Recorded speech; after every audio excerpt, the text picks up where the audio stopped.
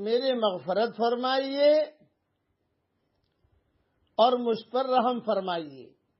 رسول اللہ صلی اللہ علیہ وسلم نے وہ صحابی سے ارشاد فرمایا، بھائی تم نے دعا مانگنے میں جلدی کی، جب تم نماز پڑھ کر بیٹھو تو پہلے اللہ تعالی کی شایان شان تعریف کرو اور پھر مجھ پر درود بھیجو، پھر دعا مانگو تو تمہاری دعا قبول ہوگی۔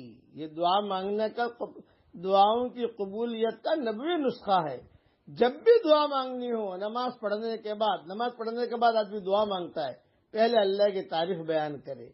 کیا کرے اللہ کی تعریف بیان؟ پڑھو میرے ساتھ، الحمدللہ رب العالمین، اور پڑھیے الحمدللہ